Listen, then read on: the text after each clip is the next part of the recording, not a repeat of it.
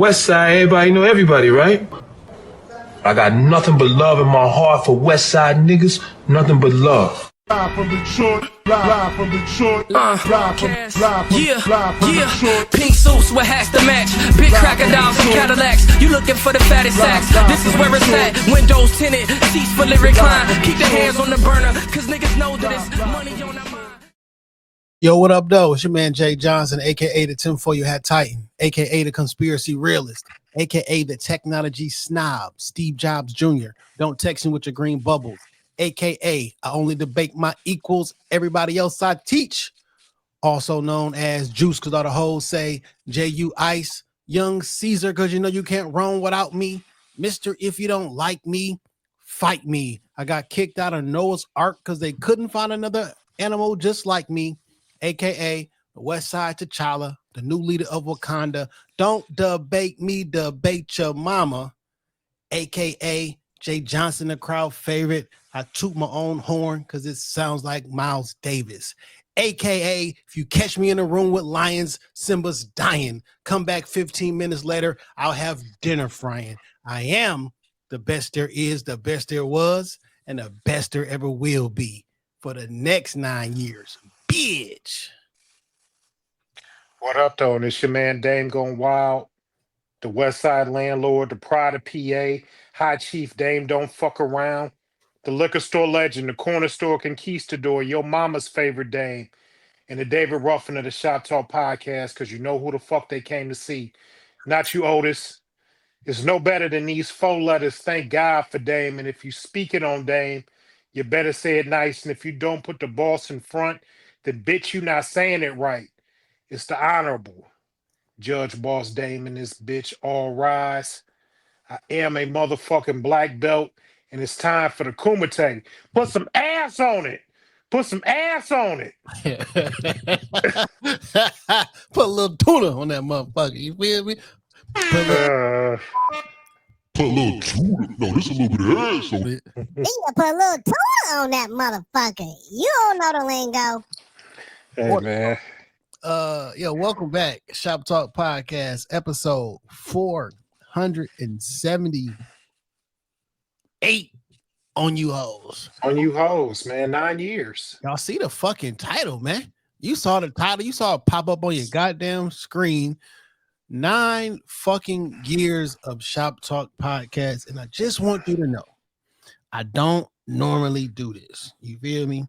I don't be on here popping no shit, but today I'm on all bullshit and I'm eating watermelon. I was gonna ask you, what was you eating? Like, oh, you eating it straight out the shell. Yeah, and it's a seeded watermelon because I don't want none of that inorganic bullshit. You feel me? I'm on all bull. I'm on my nigga shit because these 2 black ass niggas is on here eating watermelon. Now, first of all, there's nothing. It's some better. Ain't no better made chips in here, but it make it look more niggerish. More niggerish.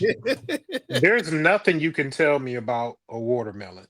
There's nothing negative. Nobody in this world can tell me about a watermelon. I'm telling you, if you're not feeling like right now, I'm a little under the weather. If I had a way to go get some watermelon right now, I would go get some. You cannot tell me watermelon is not one of the best fruits out there in the world. For black people, for sure. For everybody, absolutely. But for black people, is watermelon and grapes. I'm telling you, I'm about to go on a watermelon and grape fast for a week. Watermelon will instantly make you feel better. And I wish I had a juicer in the crib because I would juice myself watermelon juice every day. And Umar just scared the shit out of me. Because this nigga just opened his fucking door and it was about to go down. Okay. Do you give him watermelon? He don't like it. Oh, okay. I try to give him a little, he don't like it. I think. What about cucumbers? I ain't never tried to give him. I try to give him carrots. He don't eat that shit. Okay. I try to get like some fruits and some. I think I tried to give him some cucumbers before. Yeah, he wasn't for that shit. Okay. Well, God bless a good seeded watermelon. Yeah, hell yeah. God made it. You feel me? Well, we back. You feel me? How was your week, my brother? This week was really interesting. Uh, so Saturday, I got a chance to be one of the judges at the Miss Full Figured Michigan 2025 pageants. You taking solo bookings? Not we're Yeah, celebrating 9 years, and now you want to start mm, solo bookings. That's what's going on here, dog? I did take a solo booking. Shout out to Jackie Wright. Uh, You can just say, "Hey Jay, here's the event. Just show up at the event. Here's something I'm doing. Nothing. Just solo bookings."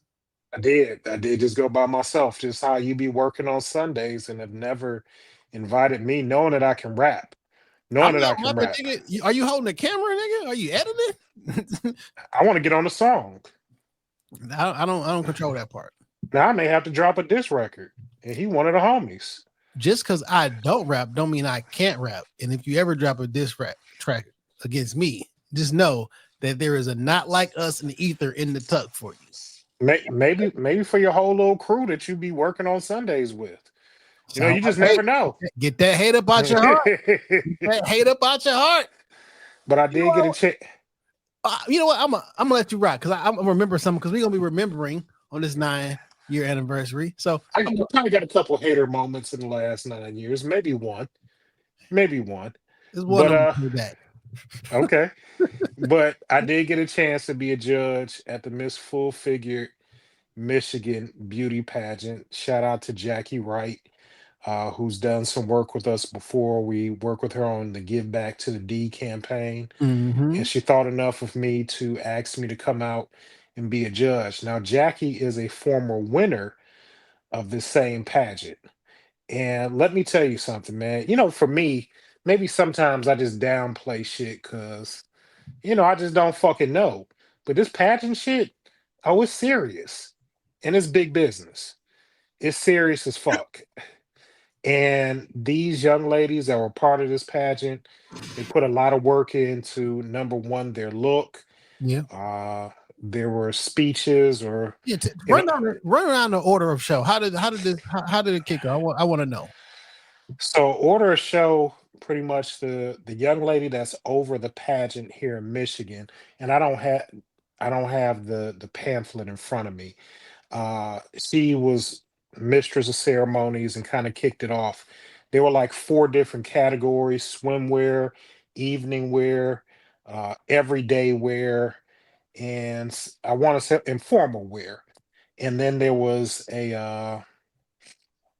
a photography portion of it where one was like a centerfold look, which was like a full body shot, and then one was like a headshot look. Okay. And you had to give votes for each category. And while I thought this was going to, when I was just looking at the amount of women there, like I'm thinking like, oh, this shit gonna drag on. Now, while it did take a couple hours for the pageant, like they were literally moving in and out. As they were finishing up one category, they were going off, getting dressed, lining back up, and getting ready for the next category. And these ladies were changing their looks, moving very, very quickly. We went through about three categories. There was an intermission. During the intermission, we got a chance to go out into like the little vestibule area where they had the pictures set up Yeah. to kind of look at the photos because we had to cast a vote then. Then we came back in, casted a vote for like the last two categories. So you had like work to do. This wasn't like a honorary role. You was actually working. Yeah, and I'll be honest, man, there's a lot of pressure because number one, like the first couple categories, there's like I had numbers that I had to like hold up to like judges give your score. Yeah. And you want to be subjective, but you can't be brutal. And the thing about it, and my friend, she made a good point, is that men sometimes we look at women's flaws and make judgments initially where women look at each other and they be like, "Oh, girl, you look good," and they highlight strengths and not necessarily look for flaws. And go ahead. Well, because men and women have two different objectives when looking at the opposite sex, and one is looking at the same sex. One is looking at men are looking at this looks like a person that I can procreate with and have a healthy baby. and women aren't looking at other women like that. Yeah, and as a True, judge, but that's true. not. And as a judge, you can't be looking at them like that. So the first round was like really difficult for me because number one, it was moving quick. You Yeah, had to put scores up quick, and then again, you got to be subjective and not brutal in in that moment. And that first round was very tough for me. Luckily, the other judges on the panel are former winners of this pageant. okay. So these young lady, so number one, I was the only male judge, and I'm the only male judge in the history of the Michigan pageant. So there was a lot of pressure on a nigga, not to fuck it up. Yeah, for sure. So the other female judges on the panel were very gracious and kind of helping me out and helping me get my feet wet through like the first category or two Mhm. where I really needed a little bit of help. So I really appreciate the ladies for that. Uh, so judging was an incredible experience. Uh, the wimp and they brought back a lot of the former pageant winners. I think they said this is the fifth or the sixth year that they had done it in Michigan. And it's not like no little deal. You got to win Michigan to go on to the Nationals. So the young lady that won Michigan now will go on to the Nationals to compete for, Miss Full Figure on the national level. That's Uh, dope. yeah, and they wear their crown for at least a year, representing the brand at different events. Sometimes they have to show up crowned and sash. So I got literally a crash course in this within the matter of a few hours. Amazing experience.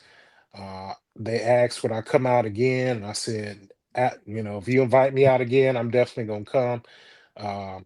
Absolutely great experience. Funny thing about it, during intermission, one of the candidates, her father is a judge in Washtenaw County. And how I know this gentleman is a judge in Washtenaw County Because is you because, appeared in front of him. and he sentenced me to a quick 30 days in Washtenaw County as a very young man. Luckily, I didn't have to do a full 30 days, but it did wake me the fuck up at that point in my life. And I got a chance to see him, chop it up with him for real quick. He's Like, gained, look, like you judge me, and now I'm judging your daughter. yeah, I he think is. her too. He's gained a nice amount of social media notoriety for people fucking around and finding out in his courtroom because he's still a judge in Washtenaw County. Uh, Does this gentleman have a bald head? it's not exactly bald. But in his grayish, little gray. Yes, I follow this gentleman online, and I like him. He's a fair judge, fair but firm. he is. So that was him. Uh, he sentenced me to 30 days real quick back in the day. I only ended up sitting a weekend, but it was kind of a little wake up call that I needed. Yeah, So yeah, I got a chance to run into him again. And overall, just a beautiful experience. A lot of beautiful women, beautiful dresses.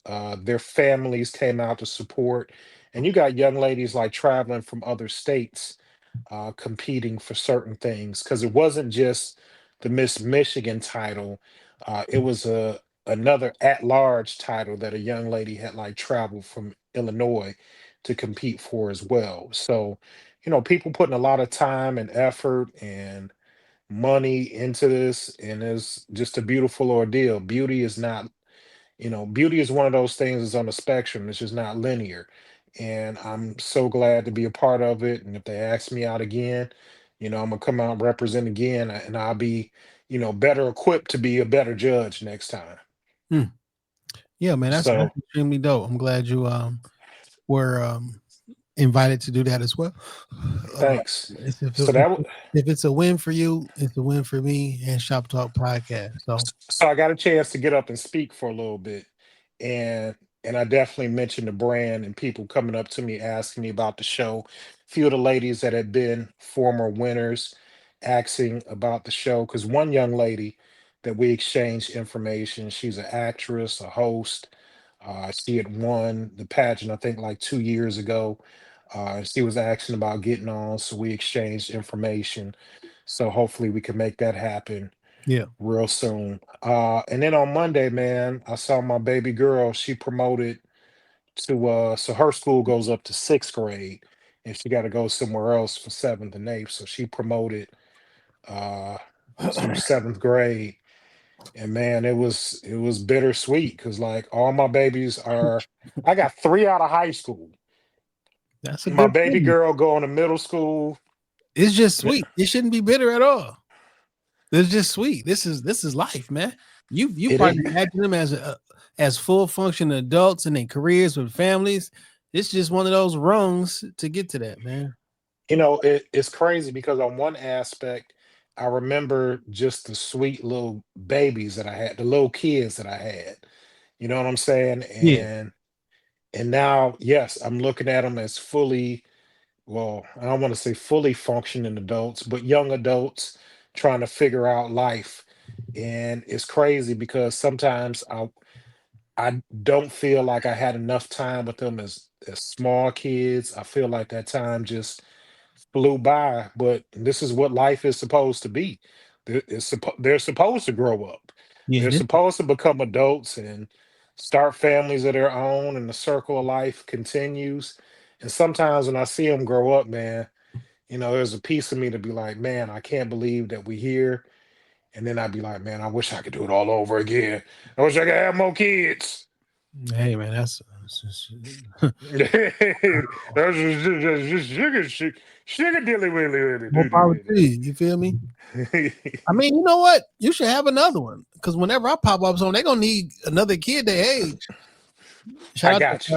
Shout out to AJ. At the very least, your kid gonna be 1 to 2, well, 2, because ain't nothing on the way. Yeah. It's gonna be at least 2 years older than anyone that I have. So, yeah. I ain't do nothing this week that I can talk about on the pod. Yep. It's a good week. I can't talk about none of that shit on the pod. Hey man, that's a good week right there. Yeah.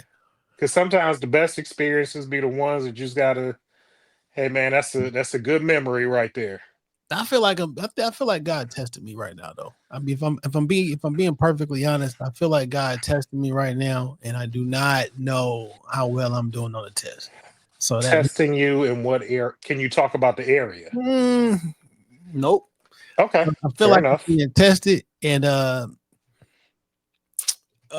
well, I'm definitely being tested, but in this particular area. But I 100% being tested.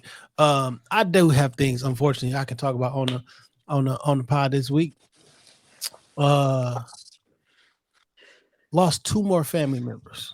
Man, I'm sorry to hear that. It's crazy. Lost a cousin, and then like 3 days later, lost an aunt. First cousin, aunts, like my mama's sisters. You know what I'm saying? Like, definitely being tested. Not just that, but just life in general. It has been a strange week. That's 6 people in my circle, family and or friend, in like less than 90 days. That's a bit unusual. It's a bit unusual. Big G can relax if he would like, because I just that's just a lot. You feel me? So and other tests, and I I don't know how I'm doing on the test. It's an open book test. So I need to study a little bit more. Yeah. There's a lot going on this week. But I want to talk about the thing that popped in my head when I said you got to get the hate up out your heart. And since we're going to be going back through the memories of classic stuff that happened on Shop Talk Podcast. This is one of my favorite moments, right? And it didn't dawn on me. Well, it kind of died because Cheyenne said something about it in real time, and I laughed it. But I finally noticed it, and I want to, and it's hilarious. I'm gonna pause on the moment. Have a clip of it. Yo, for sure. You about to see it. Okay. Where did I just put this damn file though?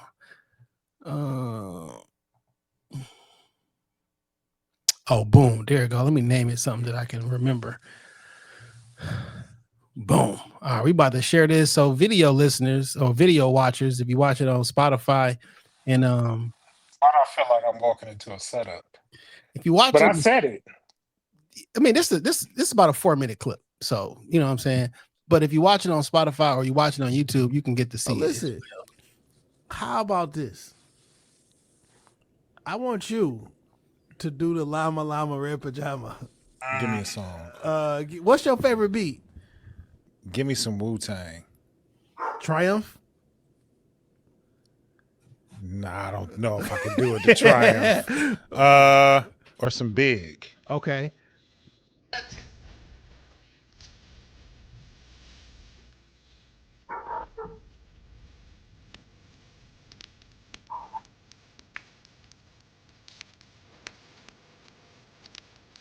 All right, look like it's going. Yeah.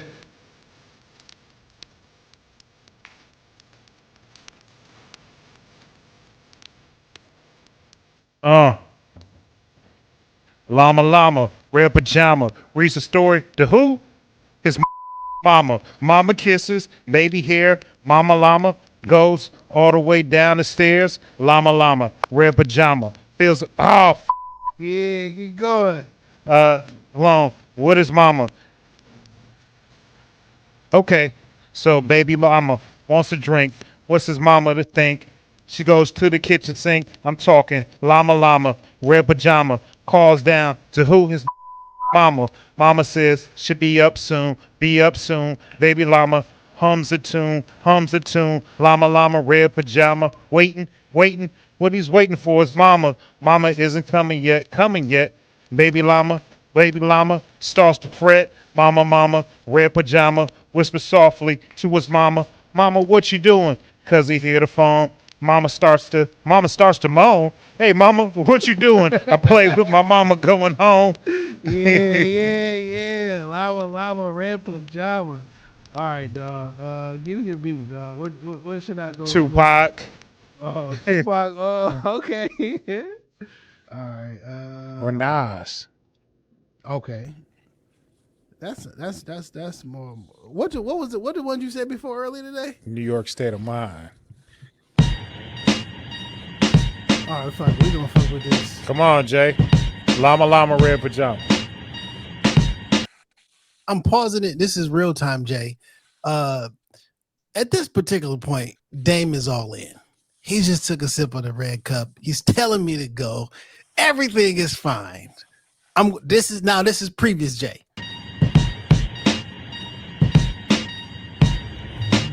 Okay. I'm a little nervous.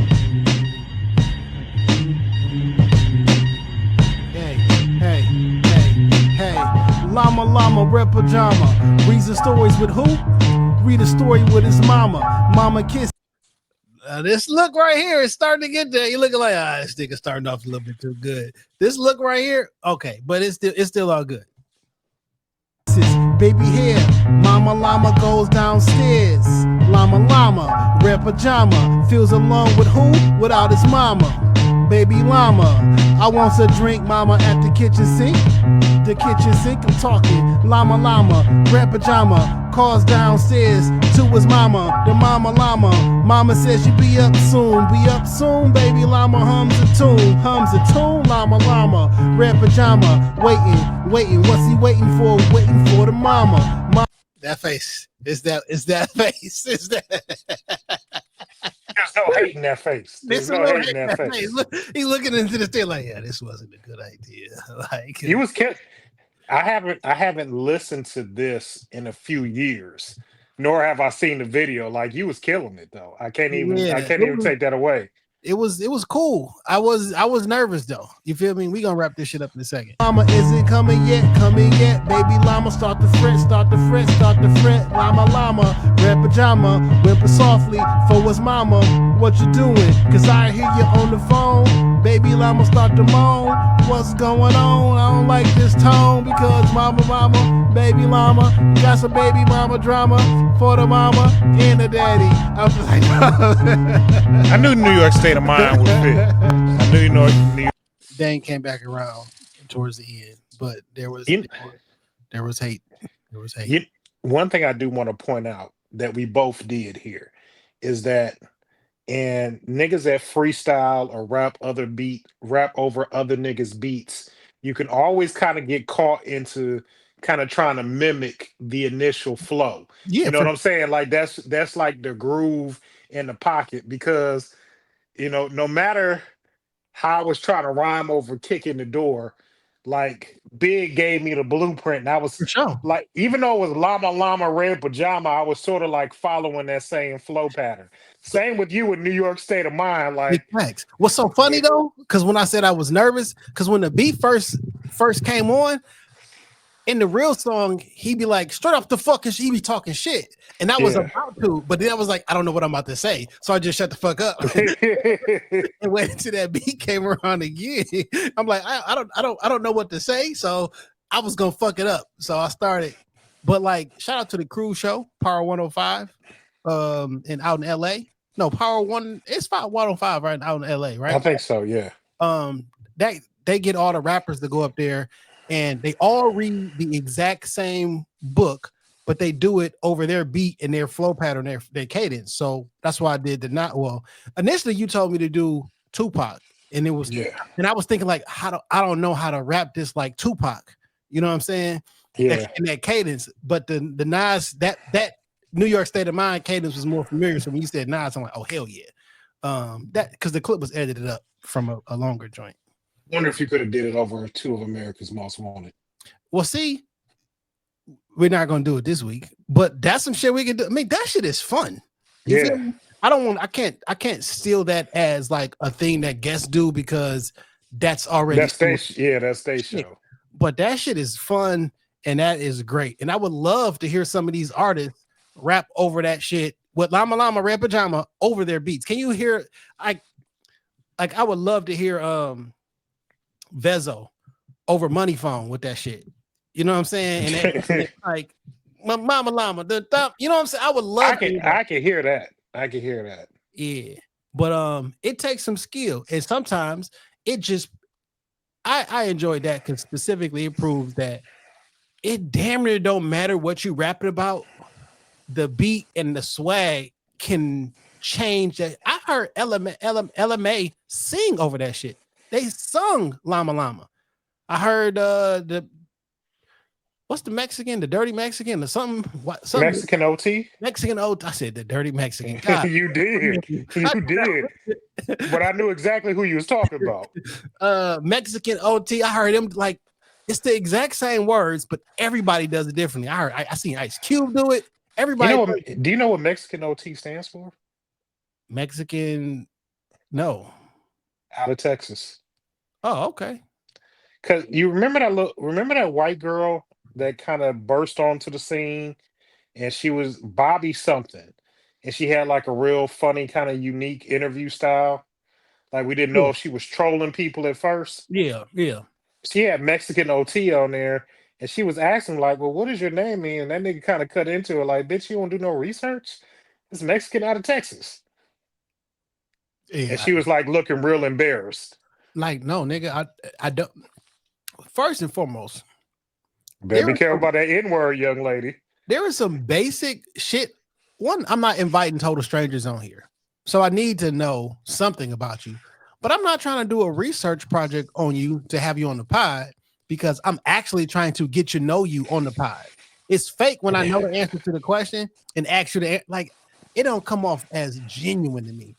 Granted, certain shit you just know about artists. I don't know. Has anybody ever asked him why his rap name is Jay-Z? Because I've never heard the answer. Not that I can recall. I've never heard anybody. Maybe somewhere along the line somebody has, but I tried to Google it, can't find it. It's a lot of people saying because his name was Jazzy, and his mentor was Jazzo. He wanted to be Jazzy, and Jay-Z was a play on Jazzy. But I haven't heard him say that. I've heard people give their opinions on why his rap name is Jay. Your name's Sean Carter, and Jay-Z. It don't mean nothing. You know what I'm saying? It's not like Ice-T or like I don't know what it means off the top. So like, why'd you name yourself that? But I mean, a lot of rap niggas just have. Name one. Well, it's like you give yourself, a moniker. You know what I'm saying? Like, but it's usually like, so the rapper. Usually it's a play off of your name or initials or maybe a nickname you had growing up, or which I can attribute to like maybe Jay-Z. His name is Sean Corey Carter. Looking like somebody like Scarface. Like he took somebody else's shit and he ran with it. Yeah. Or he made it his own. I don't want to say he ran with it because Scarface is a legend. But like he made it his own. But you can understand why a rap name would be Scarface, not two initials. Like, I don't know why. So like, all I'm just saying is if I ever sat down with Jay-Z, that's the first question I'm asking. And I don't give a fuck who gets upset. Because I don't know the answer to that question. Fair enough. You feel me? And I don't think nobody knows the answer to that question. Because he seemed like I think everybody is so scared to ask him something so simple that nobody has ever asked him that. Jay-Z don't talk to nobody now but Beyonce. You ain't gonna get no interview with Jay-Z. He don't talk to nobody but B and them kids. I would have to record the shit. I just want to ask, like, nigga, why your rap name Jay-Z? Like a legit, like I've been listening to your music since 98. Why is it that? You don't have to record it is a lie. You would find some way to record that conversation or that question. I just know you. What I'm saying is it doesn't, well, I don't know. I don't know that I would do that actually. Because let's just say I did have a conversation with him and recorded it. And he didn't know it was recording. I could never put that out. I mean, I could, but that'll make, I wouldn't want that on. I wouldn't want to do It that. would probably do something to your journalistic career moving forward. I'm a fucking, like I'm wearing a wire and shit. I mean, I 100% could have my little, I could. He just wouldn't know, but like that wouldn't. Remember we went out to dinner and we had the mics on. Shahan was like, "You wearing a wire?" Because when we was taking them off, I forgot they was even on. It's 52 minutes of conversation there. And we was talking, and I want to say I was talking crazy. I was definitely talking crazy. Eating ass and a bunch of others. I was not eating ass. No, I'm just saying that was one of the subjects that came up. Yeah. And I'm not implicating you at all. I said I was talking crazy. Yeah. And Cheyenne saw me taking off that mic. She was like, "You recording me?" I was like, "Well, you didn't say nothing crazy." So I mean, was I recording you? No. But for the most part, the only person that would be embarrassed if that audio ever came out would be Fist of Fury. Who the fuck is Fist of Fury? So listen, I'm about to go just based on the language during dinner. That's all.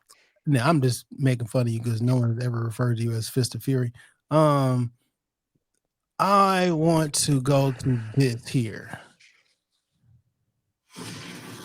Can you hear this? Yeah, I can hear it. It's faint, but I can hear it. What's up, my brother? How was your week, man? We had some ups and downs.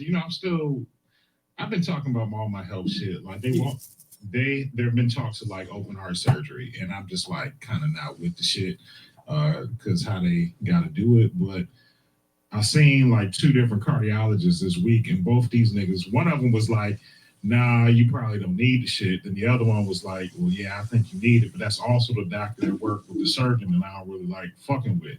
So, I don't think he's gonna lie to you, my nigga. I'm not saying that he's gonna lie to me, but I think like they pushing for it a little bit differently. So, I'm gonna get your best help. This in your best interest. I'm gonna get one more opinion, and then I'm gonna, say my prayers on it. and then let what needs to happen happens one way or the other. If I need to do it, I'm just going. I want to get it done like late summer, early fall. My father had it.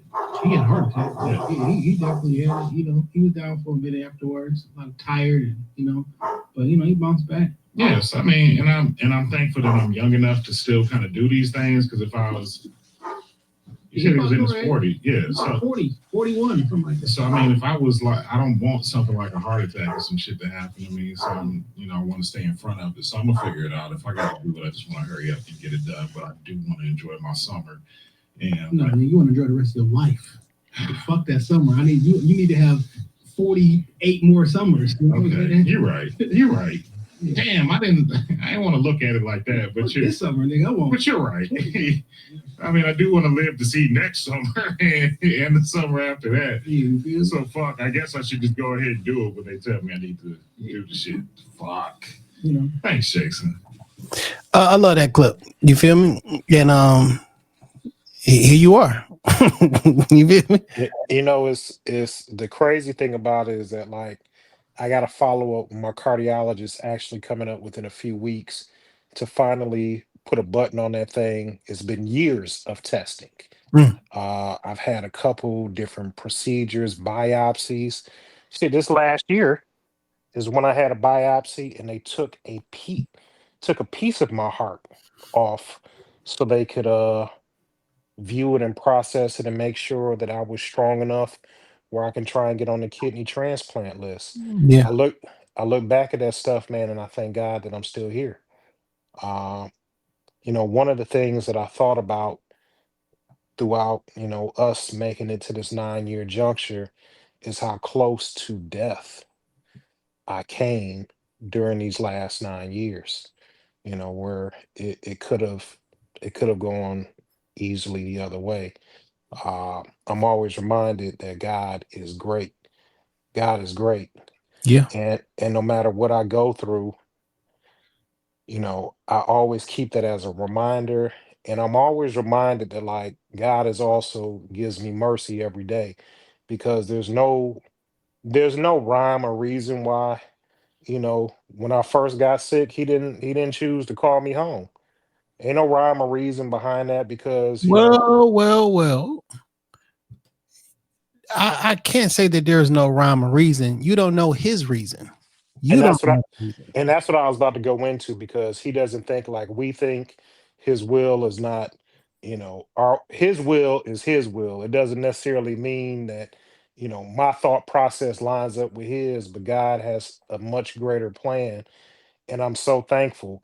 I know sometimes I have gone to the studio or prepared for the pod and been like, man, I'm tired. I don't feel like doing it. Maybe I can convince Jay to like, let's take a week off. But then on the flips, I know. But then on the flip side of it, I was like, man, I think it was Steve Harvey that said, like, I don't have to, I get to.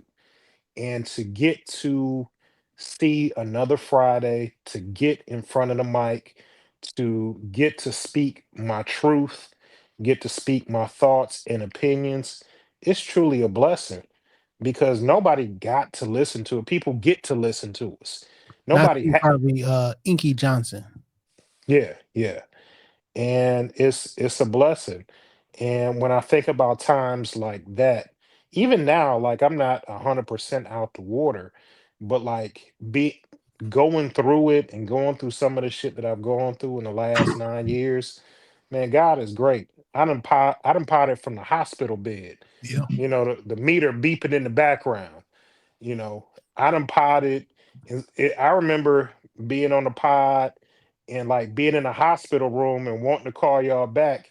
And Muddy was on the pod and he was like, "No, man, just talk to us till the doctor get there."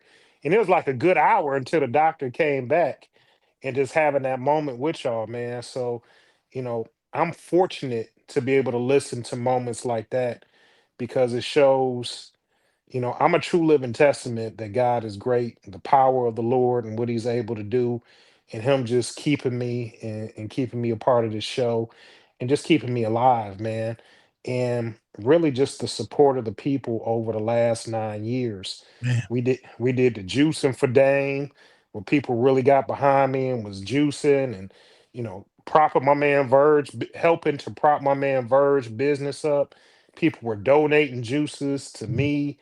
Uh, Man, when I think about just the impact that this podcast has had on my life, regardless of the impact that we've had on people, I mean, God's grace and mercy is definitely upon me because there, I got a thing about we gonna drop this podcast every week. You feel me? And to a testament to your what you just said is we've recording in any type of conditions. You feel me? And like that is not an easy feat. You know, people I know who are my age and younger have been dropping like flies around me. And it's I don't take it for granted that I'm able to come in here and talk on the microphone and do something that I love. I was telling somebody today that today is the 9-year anniversary of the podcast, and I've never done anything this long, bar none. There's nothing I've done longer besides live life as long as 9 years. It's just it's amazing and it's a blessing. And I like we got 478 episodes. throughout health issues. And like there are people But out here who are listening to these words right now who have heard every single episode and has support. Like whether it's a loud vocal support or if it's a silent support, whether it's I bought a t-shirt, I came to a live event, or I just told a friend, or I just listened. I never told anybody, but I just listened. Like that type of support, I can't quantify it. There's no way that I can quantify it. But all I can say is like it means a whole lot to me. And I know it's cliche, like yo, without you, it would be no me. And like I if it's just one person who viewed the episode, that's all I needed. That's all I need. You feel me? dog, I was gonna say throughout health issues, we have both experienced life and death in the last 9 years. There have been total complete strangers that I know that have said my name in prayer, said your name in prayer, and held us up and propped us up. While it may seem like the craziest shit in the world to me, when there's a lot of times I end up at the Burlington and Southfield, and the only reason I go there is because I got the Foreman Mills, and then Burlington is right next door. And the Burlington, for some reason, stays open until 11 o'clock. There's his brother that I've seen there 2 times with his children and his family that has recognized me, and he was like, "Man, I always listen to the pod. I'm supporting you." Just off the most randomest shit. And there are people out there in this world that I run into A couple that weeks ago, somebody came up to me at work and was like, "Hey, just want to say I listened to the pod. I love you and Dane."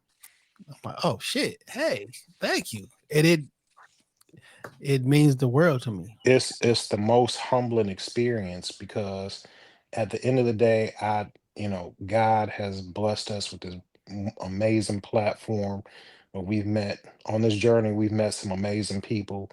We've had some incredible opportunities. But at the end of the day, I am what I am. I'm just a loudmouth nigga from the West Side. I've been running my mouth my whole motherfucking life.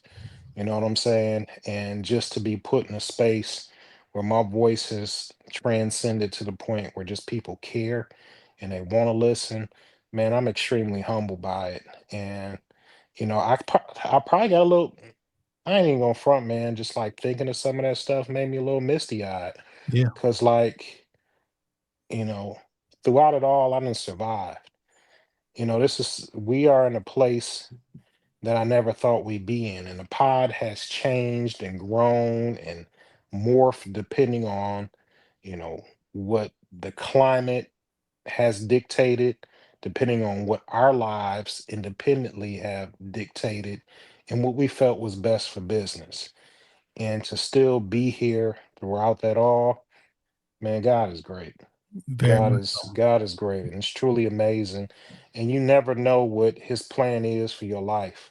a friend of mine said something to me, and I don't think she was not trying to hurt my feelings, but like just put things into perspective. And she was like, I remember all them years, and she's like, I know you still have some type of goals and aspirations with rap.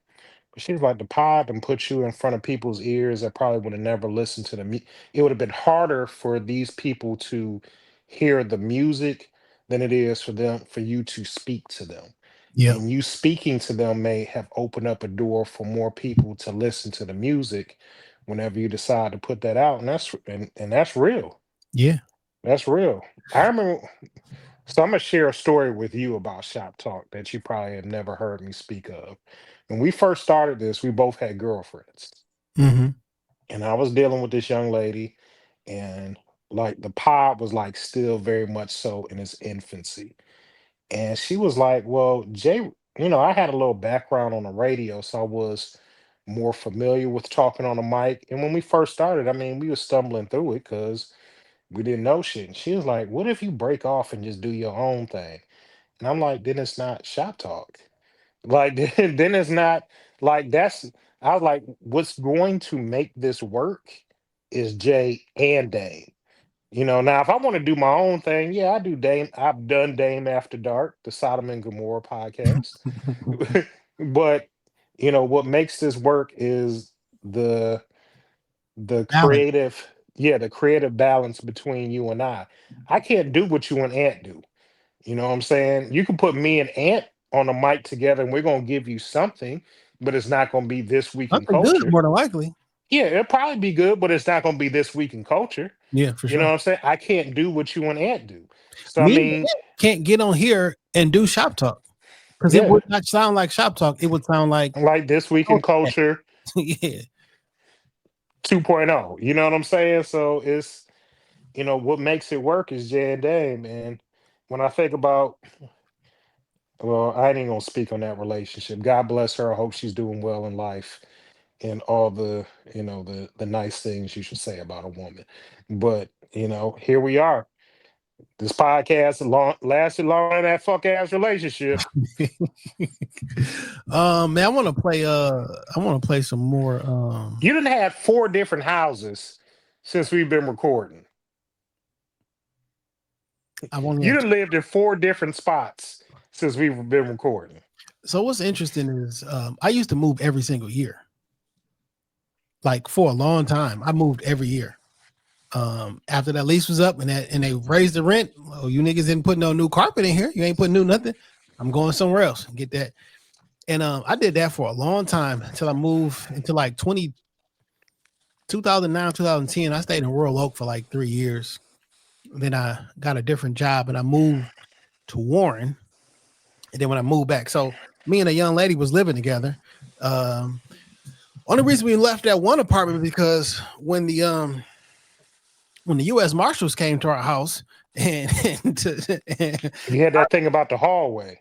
yeah, I no longer felt safe. So we moved inside the same company, you know what I'm saying, but to another one. And then, me and her went our separate ways. So I had to leave.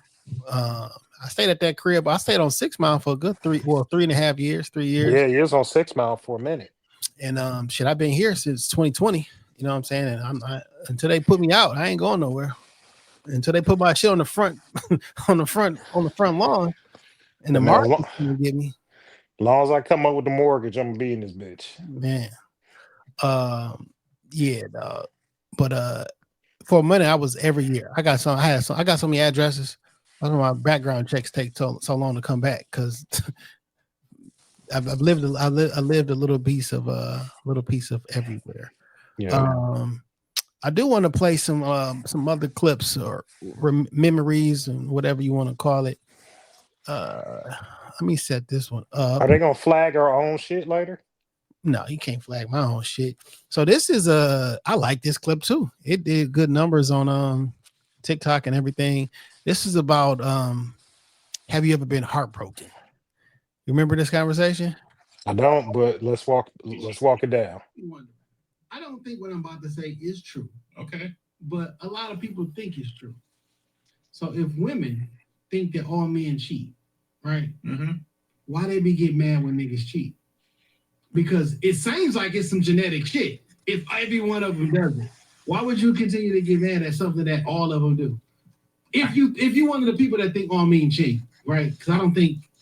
Because every woman thinks that she's above the status quo, that she better than the last one. But I don't think they think that if they hold the mind state that all men cheat. That's just some shit for social media. You know what I'm saying? That's just some shit to keep their feed popping, to keep their Twitter moving. Like, but every woman just think like, oh, I'm not like because he not gonna cheat on me. I do it.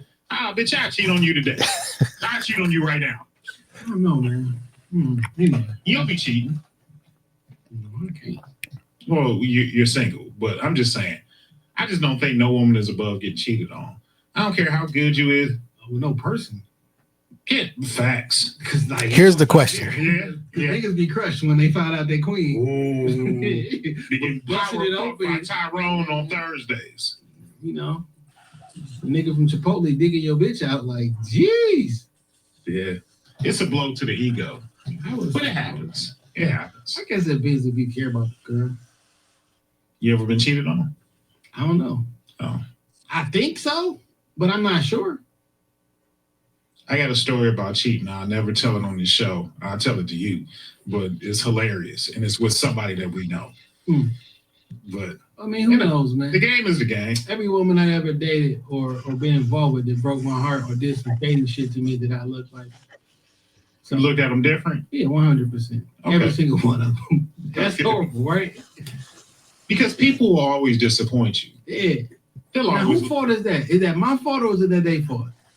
I think it's your fault. You give them too much. Dominator. Yeah, you give them too much. Yeah. You give them too much. You expect too much from them, and then they'll disappoint you. It's probably only one who has it.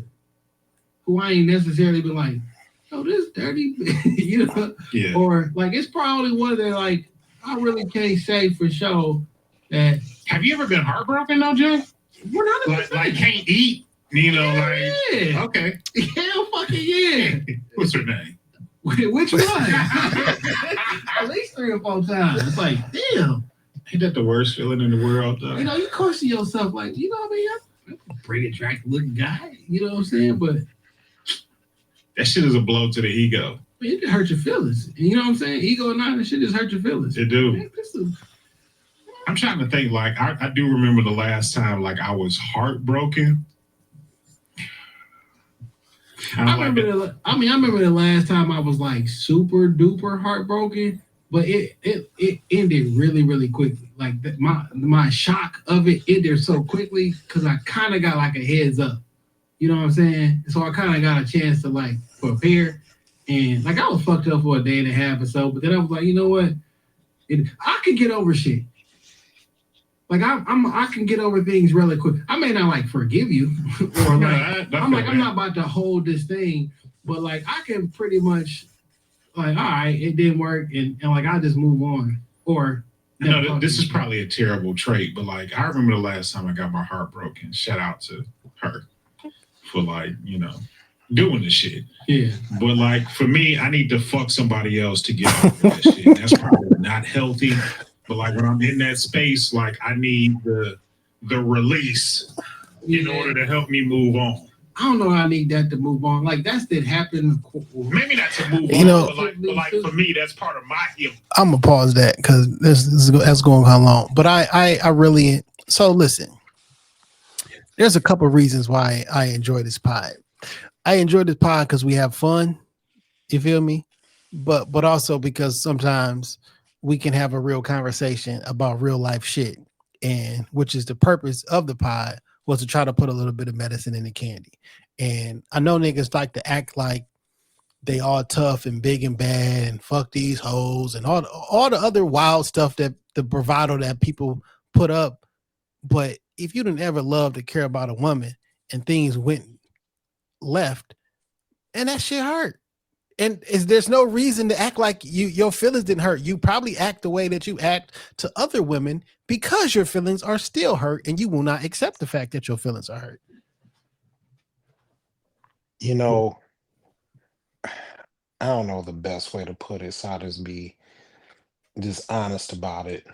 That Not that I am still in love with this person, but I was recently forced to revisit a situation and someone that had hurt me deeply.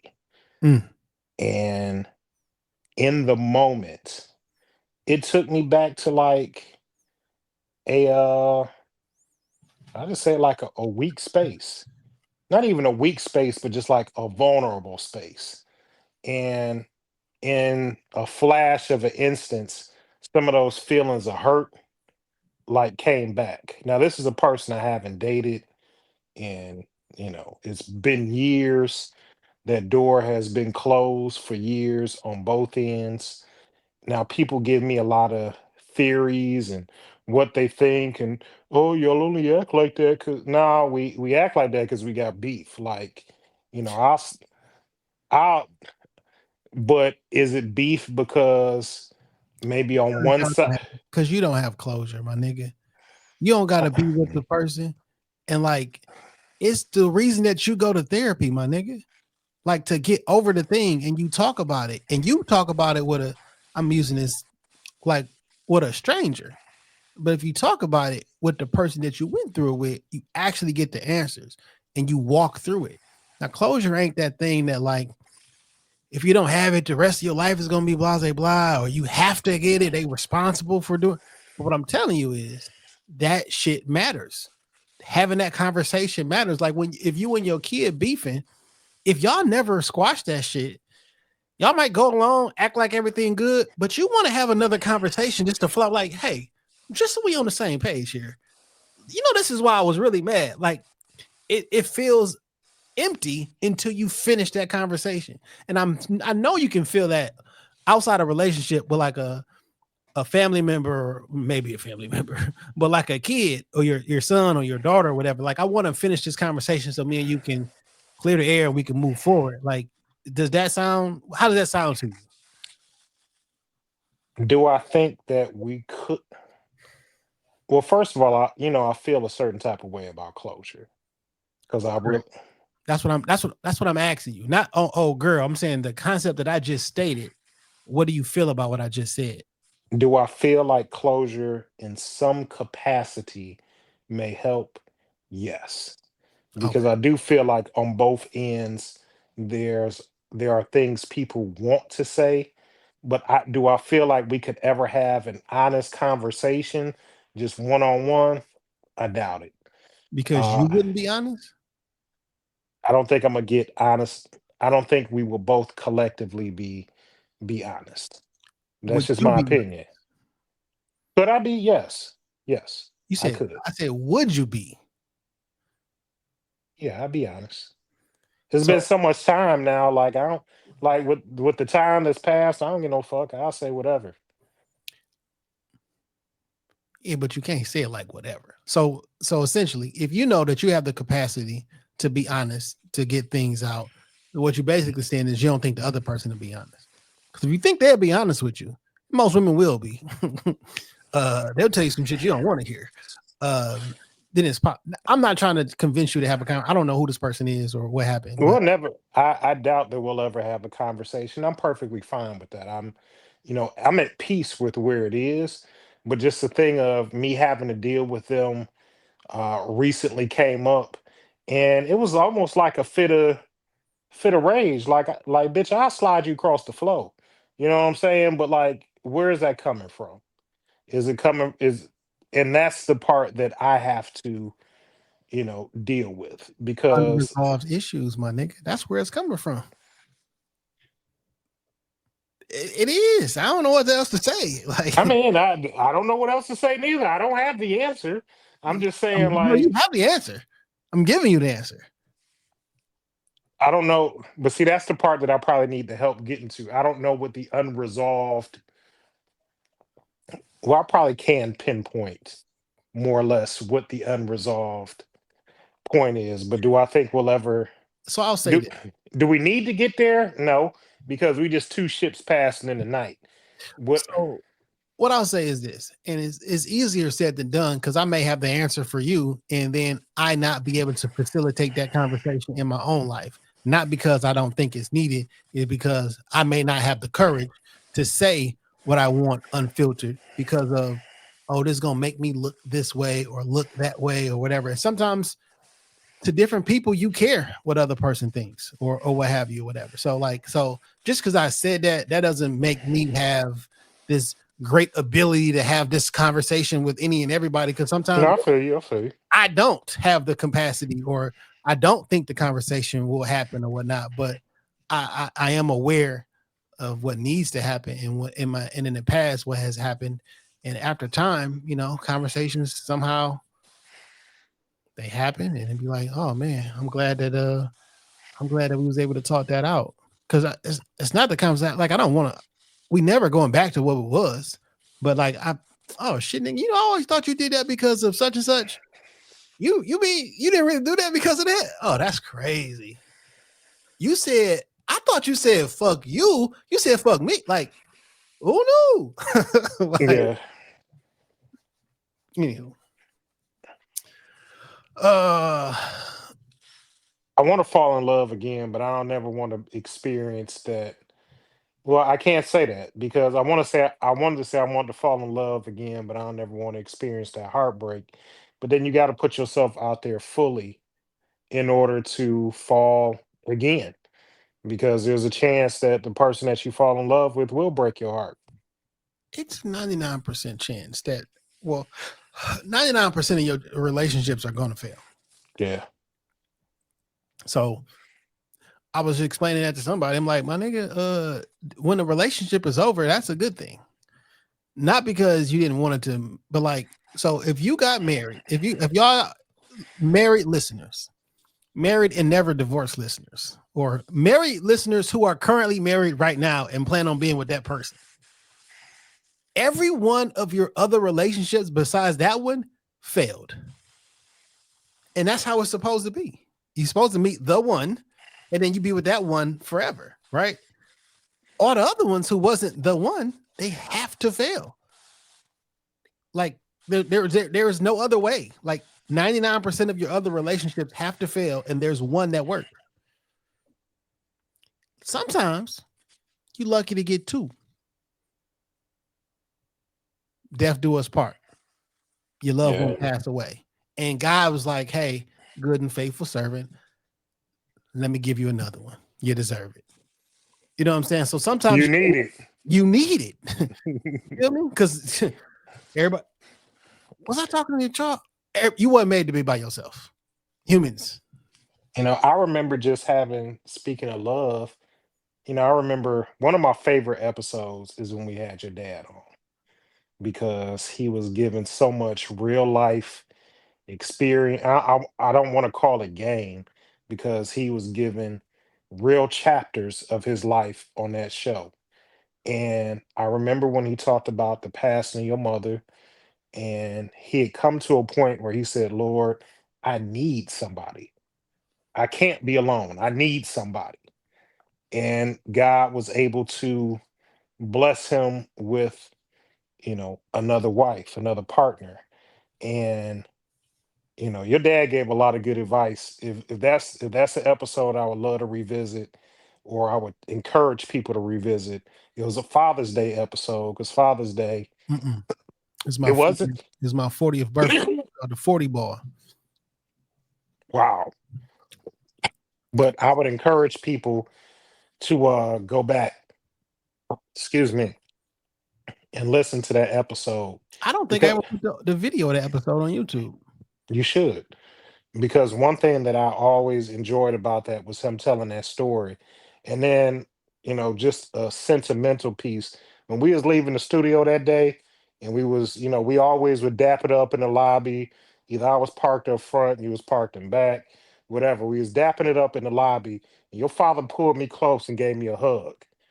A fatherly hug. Like, I felt the spirit of the dad on Mr. Johnson in the vestibule that day in the studio. Like, he hugged me like a father, and he gave me fatherly advice that came from a warm and loving place. Yeah. So I always appreciate that episode.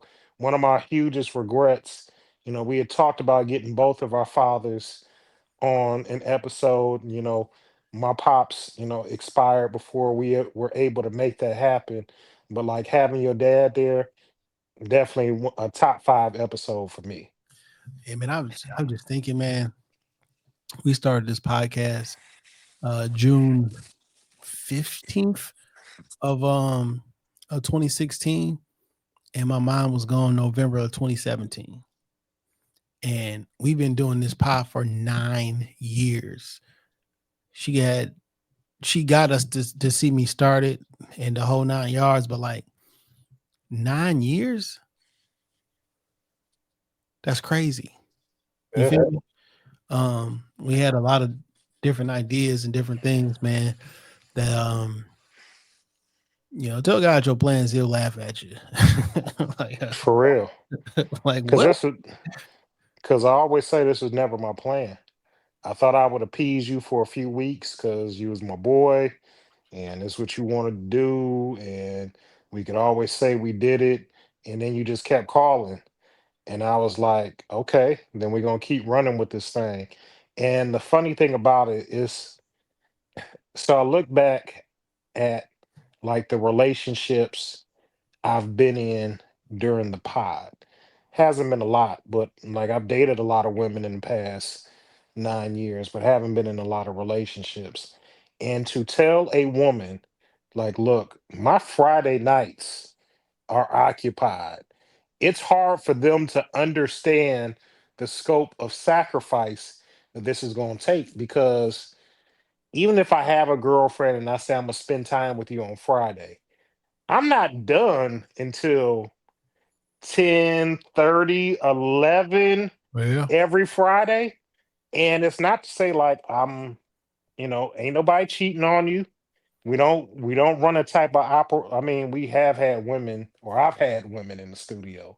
Like it's not the studio, not like a whorehouse. Yeah. You know what I'm saying? It ain't like a bunch of bitches just chilling in there, but like you can come, but it ain't gonna be what you think it is.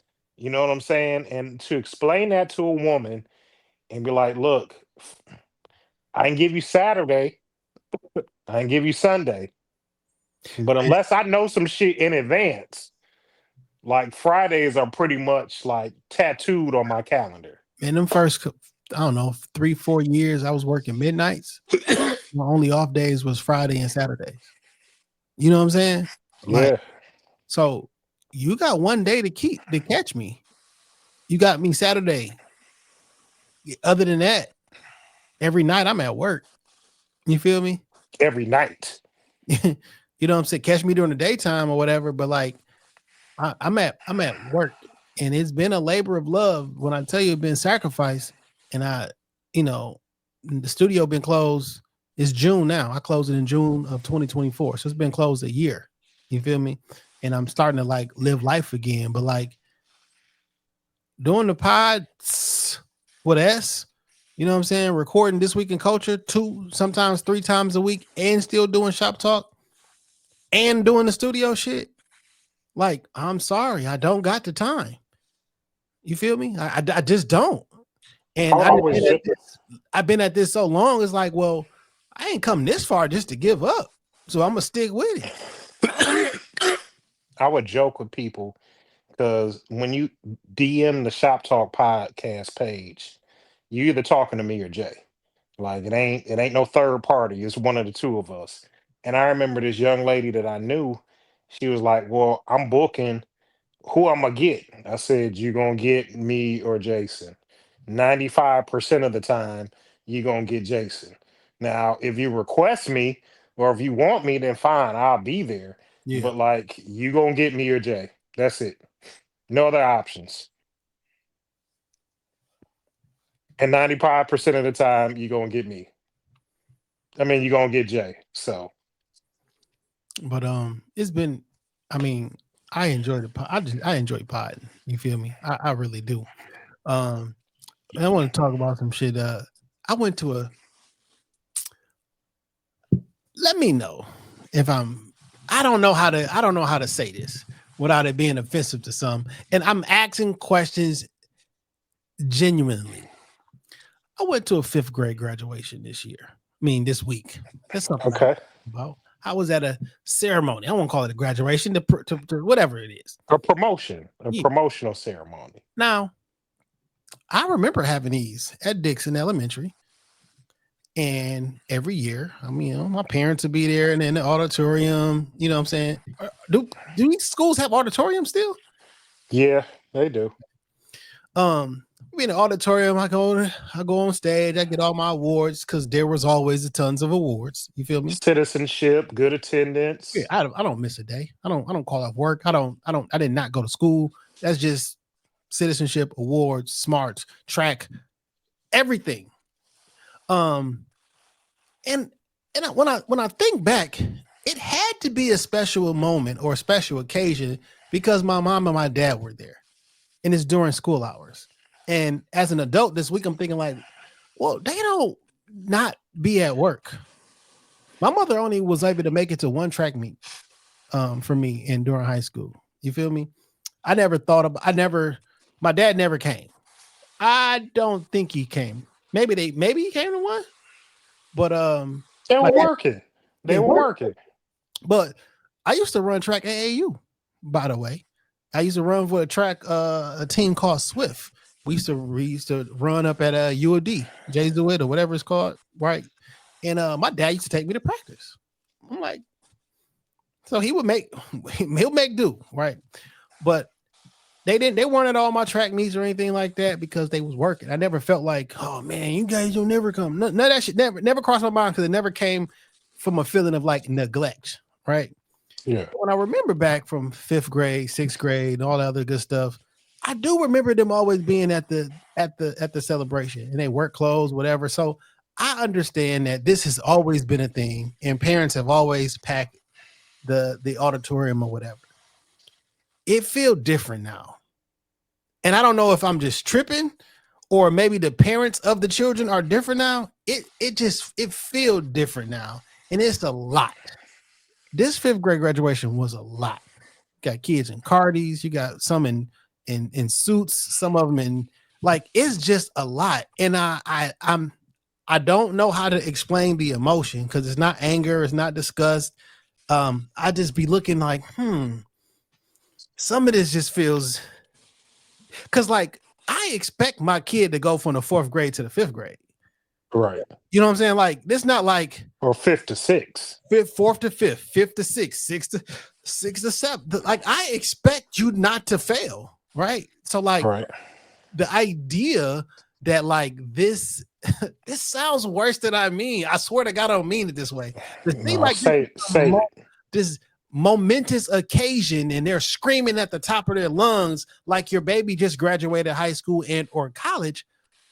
I don't understand it. It's not wrong, and I don't want to give the impression it's wrong because I don't have children. You feel me? Like I can't jump in that. I don't know. It just feels different. However, at this one, niggas got to scrapping and niggas got to fighting. And after they was like, all right, ceremony was over. The ceremony was good though. You feel me? A lot of parents in there. Wasn't a lot of space to sit because this was like it must have been the gym or some shit, but there's chairs and shit out there. It's good to hearing like the awards they get the whole. I'm like, oh, that's this. Everybody fuck with this kid. And great, lovely. Nothing about this is bad. Ish. But when they leaving out, we waiting outside, and I look down. I see some, that nigga Spidey sense like something don't feel right over here. You can tell by the tone, the posturing. I just hear the low rumblings of tussle, and it's something like Jay. Look over here, and I see action, and they was fighting. These were two grown men fighting, and like them thumps sound like this wasn't a scuffle. Them niggas was fighting. Yeah, like somebody hit the floor, and you saw like hands coming down. So what I found out via the crowd that a brother of somebody jumped on somebody's baby daddy or the baby daddy or something. Somebody had a restraining order and this and it was thumping, but it was just a lot of. I love my people. This shit was ghetto though. You feel me? Shout out to Inkster, because the school was in Inkster. Of course it was. Of course it was. I just don't know. And I wanted to set all this up to play a particular clip, and I want to know your thoughts on air. So this, I set the clip up. I gave you the background. What do you think about this? This is why all these proms are so crazy nowadays, because we got to talk about that. The standard is just, graduating high school and just getting by. A person with real goals will not justify spending $3,000 on prom, but won't spend $3,000 on an SAT prep. My theory is, this is just my belief. I ain't got no data statistics to back this up, but I strongly believe there is a correlation between the extravagant proms and poverty. Oh, of course. The more extravagant the prom is, the more that you could bank on, that's probably a family that's impoverished. Yeah, of course. I know somebody personally that sold his company for almost $300 million. He sent his daughter to prom in a basic dress and a black Tahoe truck. Oh, of course. But I guarantee she got a college fund. Absolutely. I guarantee she got a tutor if she needed that tutor in science in order to get her SAT up, or if she needed that tutor in writing in order to, get into Harvard or Michigan or one of these top elite schools. They're going to justify spending that money. That's not even a thought. Well, what you think about that? Absolutely. I got a good friend of mine. She is a principal at a school, and she told me that they had 125 seniors and only like 60 of them were going to walk. But she was like, they had at least 100 seniors at prom. Niggas were showing up, custom made suits, Cardis, Bentleys.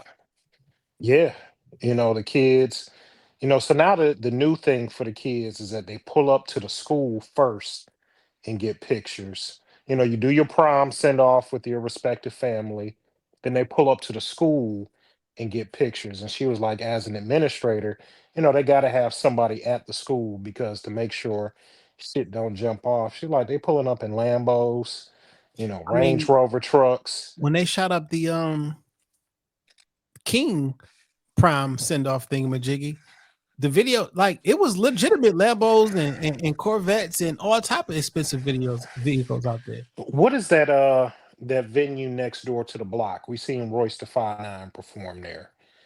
Garden. Okay, so shout out to my homeboy Key did it. Well Dressed Wednesdays. He got one coming up at Chandelier this week. But I went to the block because he was having an event there, and it happened to be the same day as I don't know what high school it was, their prom. So I'm looking for parking. The kids are parking on the street. I'm parking on the street. Kids are literally parking Ferraris, Lamborghinis, Aston Martins on the street and walking into prom. And while it looks good, I think it looks good in the moment, but I think we also have to be realistic. Prom is one day. Prom is Now 4 hours. I give it one day because you waking up early, you excited. You can't keep that car for a day. You get the car at 3 and you drop it back off by about 11 the next day. But I've seen the pageantry of it on both ends. Now my sons went to prom, little or no fuss. They got their haircut, they got their suits, they ready to go. Excuse me, my oldest son, even him and his girlfriend. Now I understand the young lady came from just a regular middle class home. She was like one of like 6 or 7 kids. Her parents, nice. She looked nice. Yeah, she recently graduated and she looks gorgeous. Nice, I saw her, like everything was like good. Yeah, I mean she's just a pretty girl, very just a regular home. Now I saw it on the flip side with my daughter because we did spend a little bit more. We had a venue, her dress. Took the young lady that made her dress like 6 months. Thankfully, it was a friend of the family that made the dress and that she offered to make the dress. So she didn't charge us for anything. She did ask for a couple dollars for materials here and there, but I mean, for her making the dress, I didn't have no problem paying for, a couple yards of material so she can get the shit done. So, but I saw how the cost goes up. There was a venue. We did have food there. It was a different production. But in my mind, so like before my daughter, set the whole, my daughter wasn't taking a date to prom until about April. And what I remember when we sat down and met the boys' parents, they had very extravagant ideas of, I want to do this, I want the venue here. I said, look, me and your mother, we not rich. We willing to spend this much for prom, and that's it.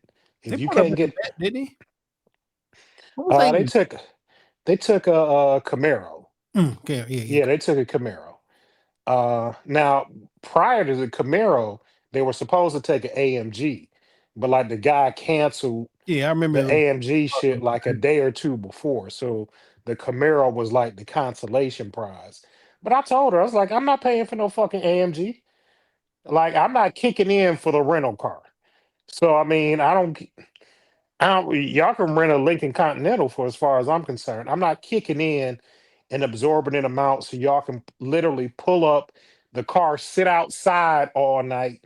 Does And does your daughter is still in touch with the gentleman she went to prom with?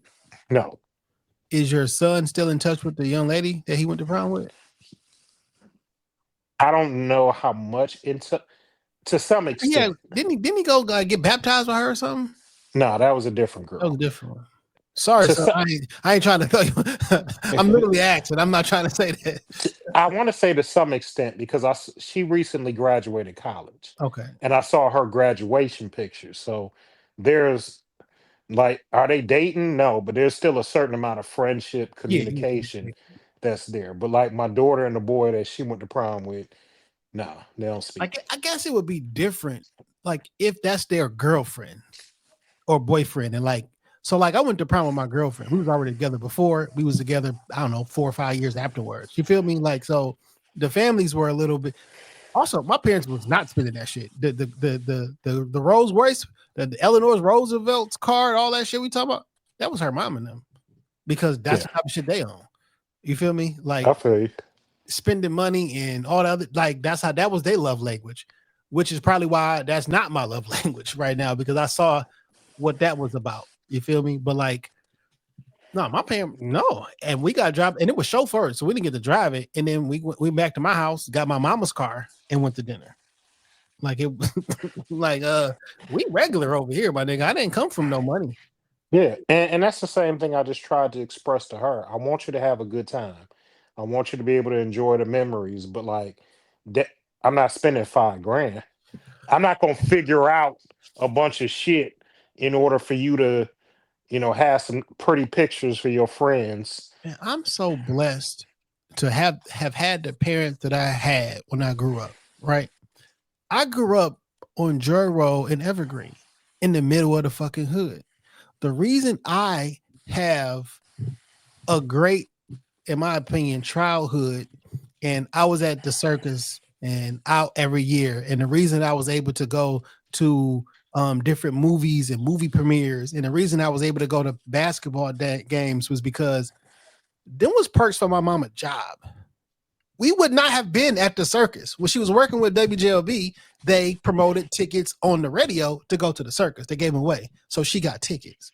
When she worked at UPN, because the Pistons games were on UPN, we got tickets to go we were in the suites. You know what I'm saying? So like that's at work right now. When we went to go see 42 Doug, raffle some tickets, nigga, we was in the suite at the gig because we in a concert. Like all the things that we was doing as little kids and my cousins and everything, was always a bunch of them because my mama got tickets to the movies, because how you promoted a movie back in the day was the stars used to come to city, put up posters, and you go there. So I saw Trespass and all these different movies and shit because of free tickets. I went to the Jodeci concert, the Criss Cross concert, all them shits out concerts I was at as a kid. There was free tickets from my mama's job. We ain't had no fucking money. You're right. I had a very creative father who we had a pond in the backyard. You know why we had a pond in the backyard? Because my dad got a fucking shovel, dug a hole in the ground, put a tarp on that motherfucker, and put bricks around it. He liked nice shit, but like this is before you can have those little plastic inserts and shit. You know what I'm saying? Yeah. Like we was in the middle of the hood getting by, but it looked better than what it was because we just was lucky. You know what I'm saying? These was perks from my mama child. I wouldn't have went to the fucking circus every fucking year if the tickets wasn't free. And see, that's the thing that I didn't know about life until I got much older. You know, my dad worked for the community college. So same excuse me, same thing. There might be a giveaway at the college for, certain concerts or things. And that's why we were able to go for free. My mother essentially worked in the call center when she worked for AT&T. So you know how call centers, it's incentives. Yeah. You can win shit. She would win shit from the job, and we would go occasionally to a Pistons game or occasionally to the Silver Dome. Now, there would be certain things like I remember it was usually like once a year. My mom and my sister would do one thing specifically, and then me and my dad would do one thing.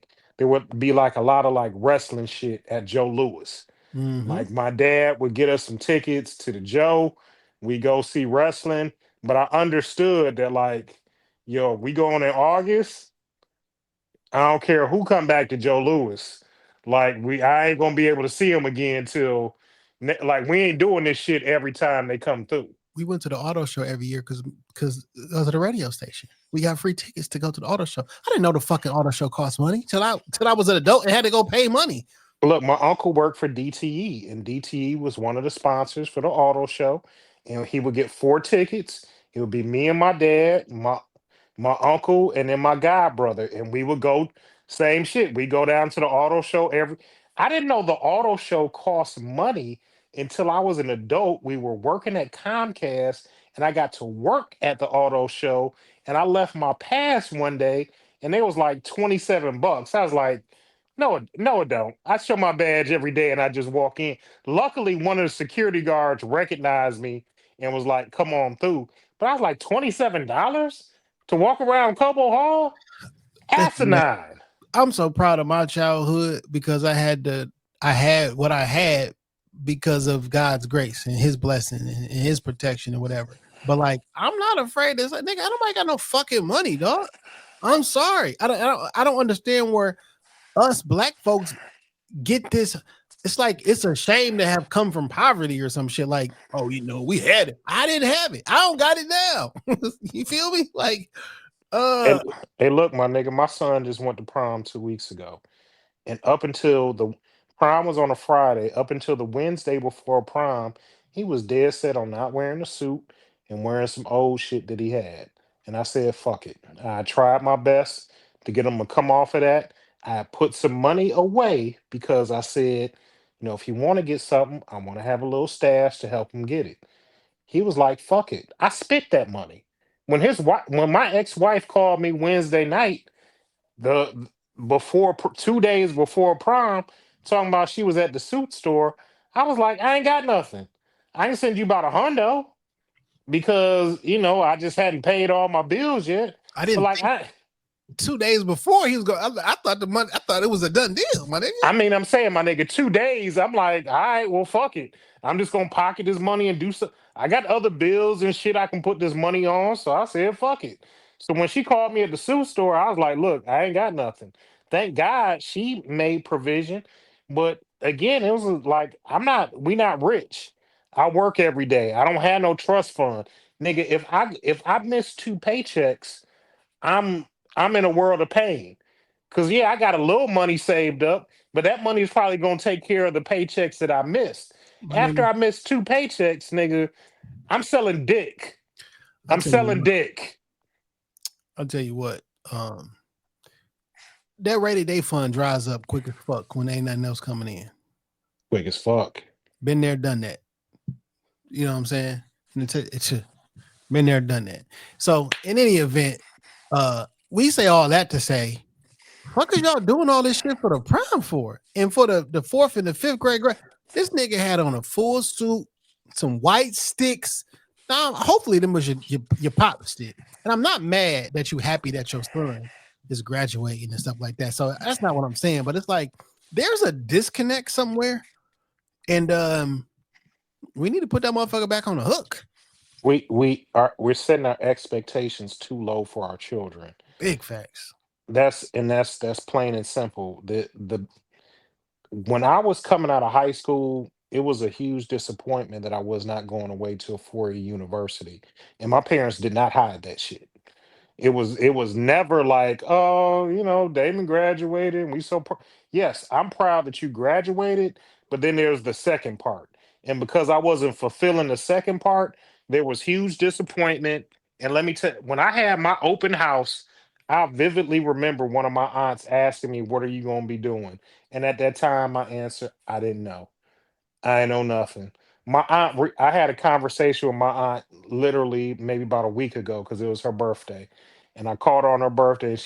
And I was talking about my middle son and how we were having our back and forth struggles. And she was like, "You know what you told me you was gonna do when you graduated?" She said, "You said you was gonna go on the HVAC." And she was like, I just laughed in my heart because she was like, I knew you back then. She's like, you don't work with your hands. You ain't good on manual labor, getting down on your knees to fix nothing. She like, I knew that about you at 17. But she was like, you was just telling people something. Because I didn't know what to say when people asked me that question. Yeah. But we are setting our expectations too low. I told my kids, like, look, I want all of y'all to go, even if you don't want to go to college, go to trade school, get some type of certification, be able to take care of yourself because me and your mother are not going to be here forever. And living with us is not going to be the solution or what you want for your adult life. Whatever you do, be sure that you can take care of yourself and pay your bills because Dog, it's about self preservation. dog said you got $3,000 to spend on prom, but not $3,000 to spend on college prep, and that is a fucking bar. Because I don't know if I don't got the money to send you to college, maybe I can scrape up enough money to get you a tutor so that you can get into college for free. Because it's gonna be cheaper for me to do that. It's gonna be cheaper for me to pay for a tutor to get your grades up, or in order so you can get a scholarship, than it would be me trying to put you through Michigan State with no scholarship. It's funny. To $90,000 in debt.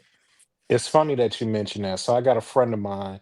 You, he from one of them families where everybody play basketball. Yeah. Everybody, the kids, the uncles. You go by his house on a 4th of July. If it's nice outside, they moving the cars out the driveway. The nephews and the uncles they hooping. So I ain't gonna put his name, but he know who he is. He got 4 girls. All the girls hooped. They've all gone to college to play basketball, various levels of college, but they all got full ride scholarships. His baby girl came to him after 12th grade, was like, Daddy, I don't want to hoop no more, but I still want to go to college. Now her grades, they all right. But basically, her way to college was going to be the family business. Basketball. All your sisters, like she had colleges showing interest, but she was like, I don't know if I want to play basketball in college. I just want to go to college. He Well, was like, so his speech to her was like, I equipped you to go to college for free. I gave you the family business plan. That's fine that you don't want to do it that way, but you're gonna have to figure out how you're gonna pay the college by yourself. She said, because I gave you the pathway. also, like, this is a part of being an adult. Do you think I want to get up and go to work tomorrow 9 o'clock in the morning? I'm gonna do it anyway. Yeah, you got 4 more years of basketball, my nigga. Then you may never got to touch a fucking basketball again. She was like, I don't wanna be 5 a.m. running. I want to hang out. I want to pledge Delta. He was like, you do all that, but you're gonna have to figure out how the fuck to pay for college by yourself. He said, I gave you the way, to free college. If you don't want to do it that way, it's on you. I'm working the talents and I may not never make X amount of dollars a year, but what I do have the ability to do is put you in a position to get you into college for free. That's what I got. That's what your dad was blessed with. So I get it. You wish your dad was the nigga that was good with numbers and geometry and engineering. Not me. I got a certain set of skills, and I'm gonna use these skills to make sure that my babies are straight. And So that's what look, we do basketball. I know him, and so like I know him and his brothers, and subsequently I know cousins and all of that. Everybody hoops. Now we may not all. No, is everybody going D1? Absolutely not. Some niggas going to Eastern, some going to Central State, maybe somebody going to Wayne State and hooping. But you know what? We all got college degrees from basketball. And he told her, he said, "Baby girl, I love you to death. But if you ain't going to college to hoop, you're gonna have to fill out them loans yourself. Daddy can't help you." Just 4 more years, dog. Just 4 more years. You ain't never got to touch a basketball again. She got her mind right. Like eventually she got her mind right. She in her third year, in college, hooping, but she got her mind right. Cause like that's this the only if you wanna go to college and get a free education, it's the only way I can give it to you. And I think college graduation should be the celebration point.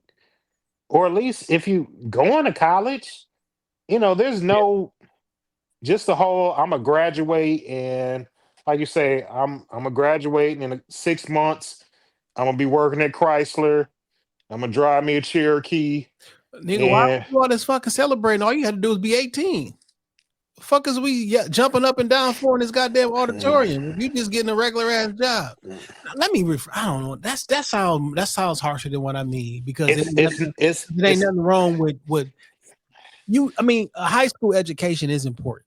You set your mind to do something and you completed it. You but studied. it's the bare minimum. It's Yeah, the bare minimum. And yeah. like you said, so Jay, I got a friend of mine personally. I remember my nigga Rob started working at the plant second semester we was in 12th grade. He worked midnights. That nigga would get off of work about 6 in the morning, come to school in his jumpsuit. Hmm. We'd be at school from like 6 to 3. And he He get retired already. nigga done. He done. But I remember like he was like, "Look, this is what my family do. We work in the plant." He, And he probably got got paid. Think about how much in high school, nigga, I was making $5.15.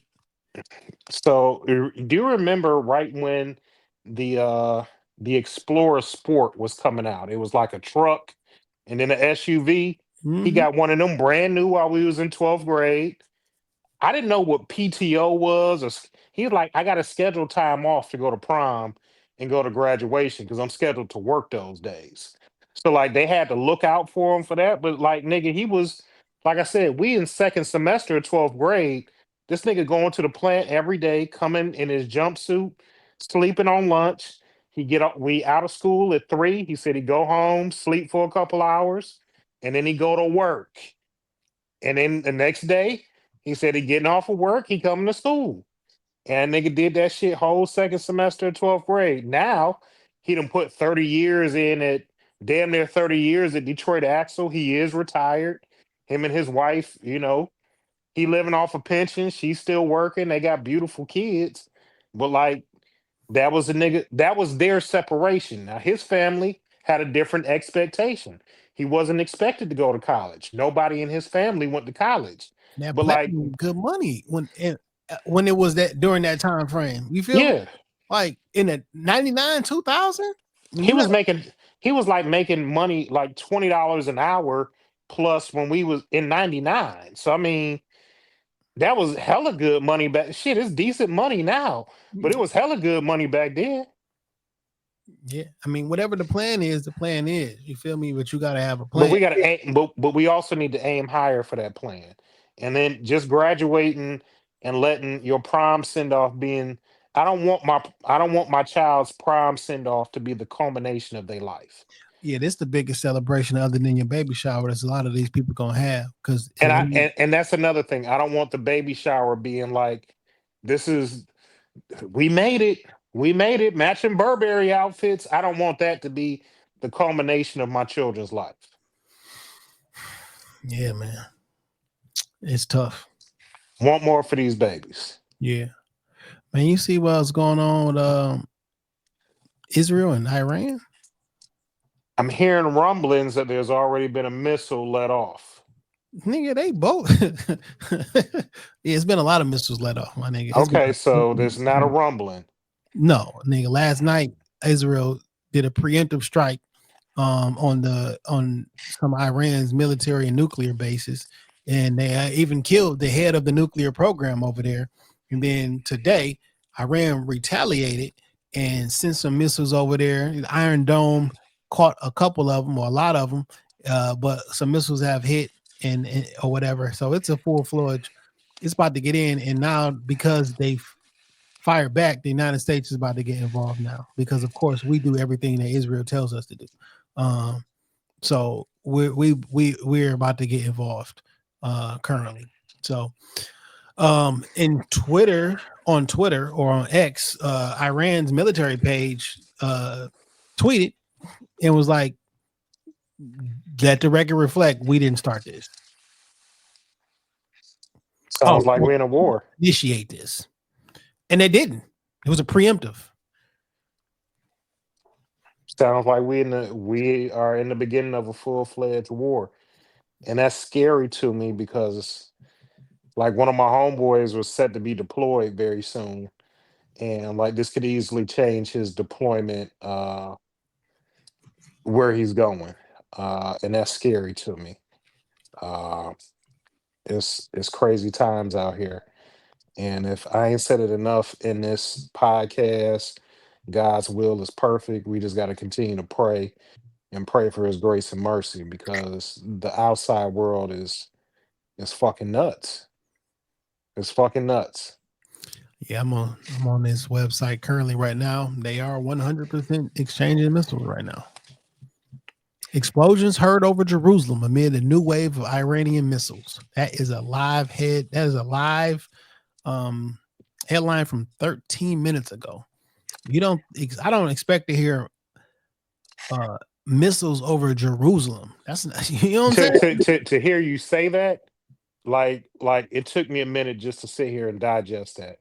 There should never be a point in time where there are missiles over Jerusalem, the Holy Land. Like it should never happen. You also can't start fights. You shouldn't. And we shouldn't. You should not throw stones when you live in a glass house. And this is a war that has been, this is discourse. I don't want to say war, but this is discourse that's been going on thousands of years. Thousands of years. And man, all I'm saying is like this is written in the book. It's written. And the outcome is also written as well. The end. The end. God cannot lie. He cannot lie. So do with that what you want to. Yeah. Man, you got a music pick this week? Do have a music pick of the week. Let me go to it because I already so I downloaded this new iOS 26 and I'm still kind of getting used to it because it's not let me just pull up the artist. That might be a little bit easier for me.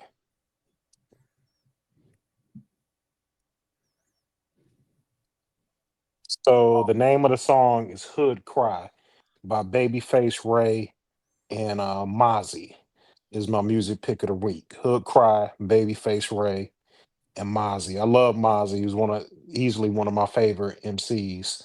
And Babyface Ray. Nah. This is West Coast not I don't want to call that man nothing but his name because Detroit is small and I know how that motherfucker move around. But no, not Detroit Mozzie. Gangland Mafia, Mozzie and Babyface Ray. So music pick of the week. It's already up there on the playlist. Download it, listen to it, enjoy it. Celebrate 9 years with us. Quite a little liquor for the homies. For a while, little liquor. Whose man's is this? You know whose man's this going to, man? It's going to Tyler Perry. Well, it's based. Okay. It's based off Tyler Perry. Enlighten me. Did you watch that movie? No. Okay. I'm gonna get around to it. You feel me? But when I was at work and everybody was talking about it, I said, "Hey, let me ask you if the movie is like this." And then I listed off a bunch of things. They was like, "Absolutely." And I was like, "Well, I don't fucking know if I need to watch it because I just told you what it was fucking about, and I never watched it before." And like, anywho, but my biggest issue, one of the issues, I won't say which biggest or whatever, he shot this movie in 4 days because he rushes all the production and it, like, yo, slow the fuck down. That's why these movies are so fucking bad to some people, because you shot this shit in 4 days. It's not a Tubi movie, my nigga. And it doesn't have to be a Tubi movie. It does not have to be. So the argument is like, well, he saves money on production. That's how he's able to pay the stars so much money, blah, blah, blah. Well, fuck you for that too. Because if we shooting a movie, I'm on the production side. You feel me? Like, don't make everybody else have to do more work. That's why the wig's always fucked up and everything, because you did this shit. You're finding other ways to cut corners. Yeah. You're not helping out by hiring a video production, all that shit for only 4 days. We already don't get to pay no motherfucking money. 4 days, my nigga. That's why. And you right, he got a thing where he writes everything. I don't have no other writers. I write the whole entire movie myself. There's no writing room. It's just me. And then he should get up there. And this is the issue. He didn't go get up there and give a fucking speech about how the reason I write about these struggling black women, blah, blah, blah, because these are real women in my life. This is my family, blah, blah, blah. Bless me.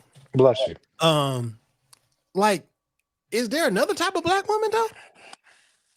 Because is there another type of woman? Because I always hear black women ain't a monolith and black people not a monolith. So why you always want to talk about one? And because I do a fucking podcast where I fucking review movies and TV shows since 2018, I think I got a little leeway to talk about movies because I watch them shits damn near for a living. And I talk about them and I record them and I watch them multiple times. We talk about the cinematography, we talk about the writing, we talk about every fucking thing. In Tyler Perry movies, the women are more or less a monolith. They struggling, angry, bitter. Now, it's not every single Tyler. So Tyler Perry did the 688 movie that was on Netflix with Kerry Washington. That was very good. That was very good. Amazing movie, right? Bet you didn't shoot that shit in 4 days. We reviewed it. We gave it really high reviews. You know what I'm saying? Like, so it's not like you only gonna talk about Tyler Perry when you don't like it. I don't like most of the shit, my nigga. I don't like most of the shit. I don't.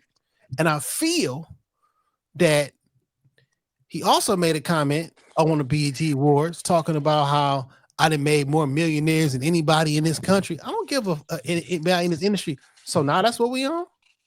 Fuck if the movie good or not. I made some people money. I thought you came in this shit on some God. You was talking about God initially because that's how you got on, but now it's about the money. Which one is it? You don't get a pass for the putting a certain stereotype of women out there, and you get to do it because hey, I made more millionaires than anybody else. And man, even the devil blesses people.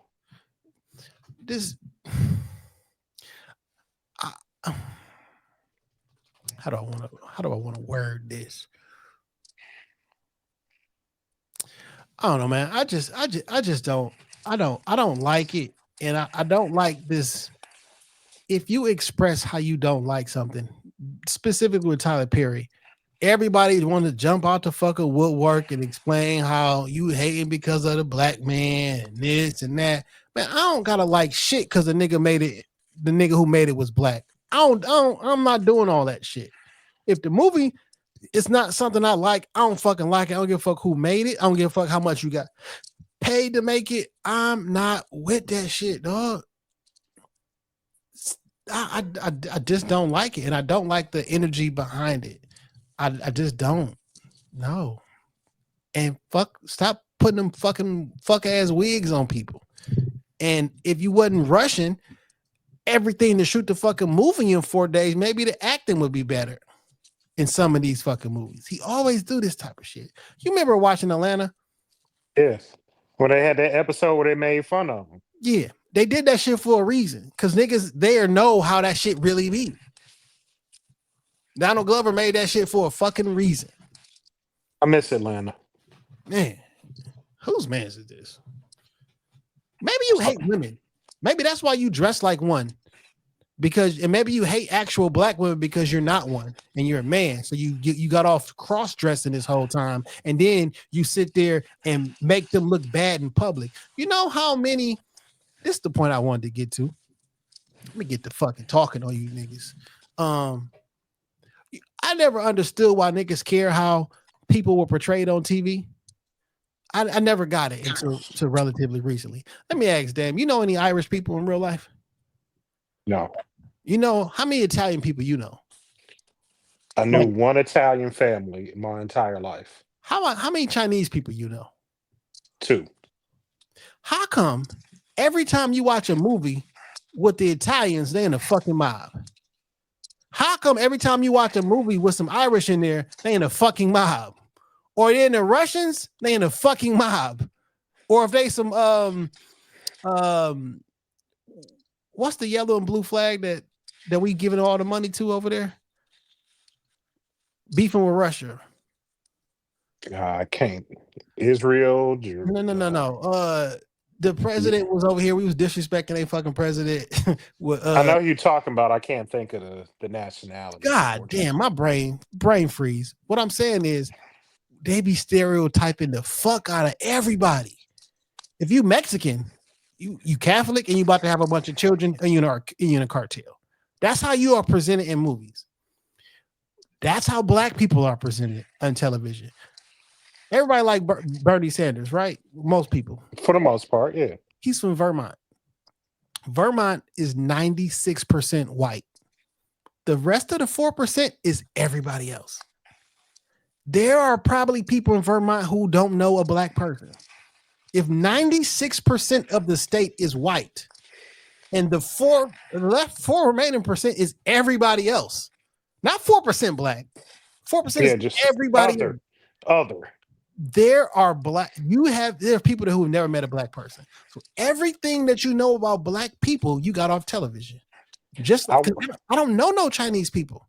I used to work with a young lady from Utah, and she said the first black man that she ever met was me. And that's just through work. Yeah. I was her first experience of meeting a living, breathing black man. I was the first one she ever saw. So everything she heard about black men, she heard it from music, TV, movies. That's it. So that's why the representation matters, because that's what they're picking up on. How else? I don't know what Chinese people talk about. Earlier this week, Jamil Hill, who I disagree with damn near everything she says lately, there was the conversation about Tyler Perry, and then she jumped in. She was like, you know what white audiences don't do? White audiences don't such. So I made a response like, why the first thing you do is compare us to a white audience? I don't give a fuck what they talk about, what they critique, what they compare. Why the fuck should the standard be what a white audience does? Like, that's not my standard. I don't give a fuck. You feel me? But like, if I don't know a giant group of Italians, I don't know what they talk about on their timeline because I don't follow them. Don't tell me what they don't talk about, because how the fuck would you know? How the fuck do you know what Chinese people talk about? How do you know what the Japanese talk about? I'm not from Japan, and I don't have a big enough pool of Japanese people to tell you how they like, you know, human behavior. I do know humans typically don't all agree. So if there is a movie, I know 100% of the people don't like it just because it was made by somebody in Japan, and there's probably a dissenting view. Hold on, I'll take this back. I do know 4 Japanese people, and one funny thing about it, 2 separate families. But one Japanese guy I know is through my one Chaldean friend that I know. So my Japanese friend he lived in San Francisco, and he would come home for like on the holidays, and his mother was full blown Japanese and speak a lick of English. And I was like, man, don't it be great when you come home to get your mother's cooking? Like, she gonna make an authentic Japanese meal. He was like, bro, when I come home, I want coney and I want fucking bread basket. I don't want my mama's fucking cooking. I eat Japanese food. And like my wife is Japanese, her family Japanese, they eat Japanese food all the time. He said, I want some motherfucking chili fries with cheese, and I want to go to fucking Lou's Deli and get me a sandwich. That's what I want when I come home. Not my mama's cooking. And I was like, damn, did I stereotype that nigga? And I did. Just like when people want to say black people, the only people that do, shut the fuck up. No, we're not. When you tell me black people, the only people that do whatever, you lying. No, you're not. It's not And you true. don't know that many black people. You don't know enough white people to know that white people do that shit too. You don't know enough Chinese people to feel like, oh yeah, Chinese people do that too. You don't have a big enough sample size. I don't like that conversation. I don't like the fact that you portray women in a very specific way. And I thought we were supposed to be protecting black women. That's what I thought the whole thing was. You feel me? As long as you pay him a couple dollars, you ain't got to protect him. You know That's what Tyler Perry said. And Diddy. Yeah, so I don't know. Don't like it. Who mans is this? And that just is what it is. Hey man, I'm fortunate enough to hear this benediction music to celebrate 9 years. We didn't always have the Benny music as part of our repertoire. If you've ever listened to Shop Talk Podcast, even one episode, if you've ever come out to an event, like the post, commented on a post, shared it with somebody else, told your friends and family about it, just done anything to support the brand, booked some studio time when we had the studio open. I love you and I appreciate you. Shop Talk Podcast is an army. We're getting stronger by the day. I don't know what we're going to do next, so we're going to keep doing it. I'm blessed to have you as my brother and my partner. I appreciate you and I love you because I wouldn't have made it through the 9 years without you helping to be the yin to my yang. That sounds kind of gay, but helping you to be the other side of Shop Talk to keep us balanced. Because where I'm not strong at, you are, and your consistent push and pull has helped us get to this point. I love you. I love Shop Talk Podcast. God bless. We'll see another 20 years of us doing this shit.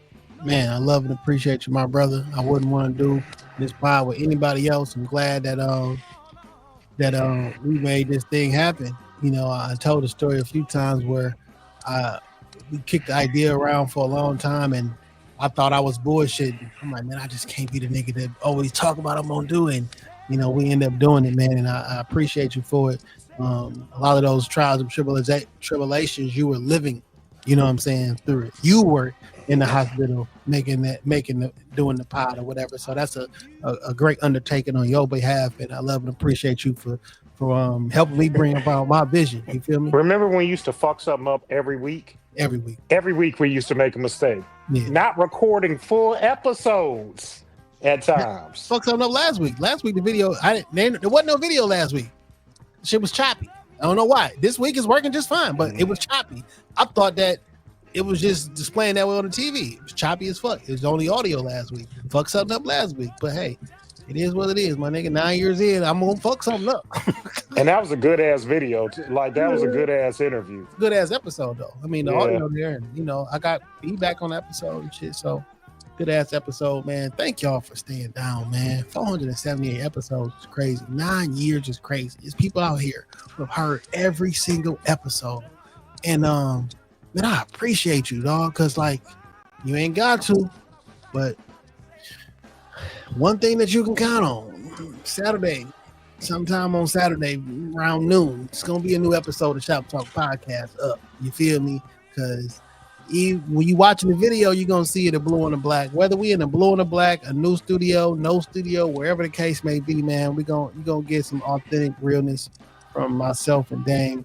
I appreciate y'all for rocking with us this long. Who knows what's in store other than the God himself. And he ain't left me yet, so I know he got some good things for me. Whenever you see the blue and the black, you know where you at. The Shop Talk Podcast. I'm not saying we the Rockefeller of podcasts, but we are Jay and Dame. Hell yeah. Put some ass on it. Peace.